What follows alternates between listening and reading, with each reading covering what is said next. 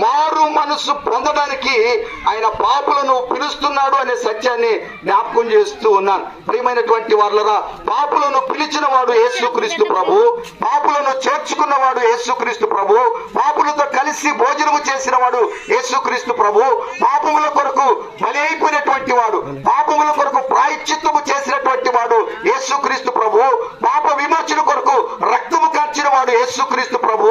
పాపులను విడిపించడానికి ఆయన పాపముల కొరకై మరణించి మనలను బ్రతికించాడు. చనిపోయి సమాధి చేయబడి మూడవ దినాన తిరిగి లేచాడు.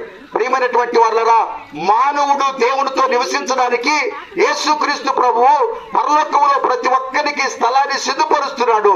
ఆయన మరలా రాబోతున్నాడు నిన్ను నన్ను తీసుకుని వెళ్ళడానికి. ఎవరైతే యేసుక్రీస్తు ప్రభు నందు విశ్వాసం ఇస్తారో వారు నశింపక ఆత్మ సంబంధంగా నశించిపోకుండా నిత్య జీవాన్ని అనుగ్రహించడానికి యేసుక్రీస్తు ప్రభు ఈ లోకానికి వచ్చాడు.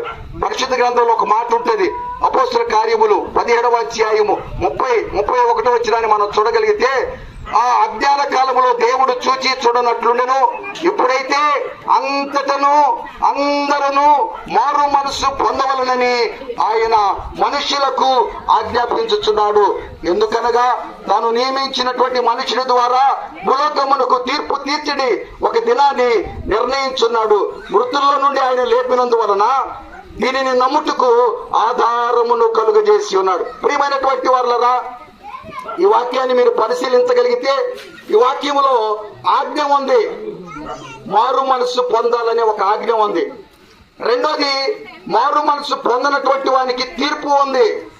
మూడవది, ఆధారం ఉంది మారు మనసు పొందడానికి. చూడండి, యేసుక్రీస్తు ప్రభు ఈ లోకంలో జన్మించాడు.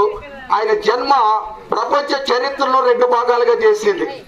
క్రీస్తు పూర్వమని, క్రీస్తు శకమని.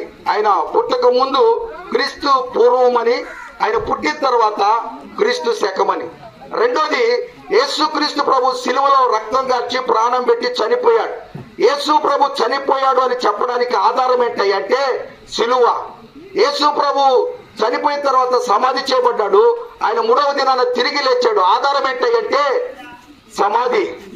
ఆధారం ఉంది కాబట్టి ఖచ్చితంగా దేవుని ఆజ్ఞకు లోబడాలి అనే సత్యాన్ని జ్ఞాపకం చేస్తున్నాను. లోబడకపోతే తీర్పు ఉంది. ఏంటయ్యా తీర్పు అంటే, అగ్ని ఆరదు, పురుగు చావదు, ఆ స్థలము నరకము.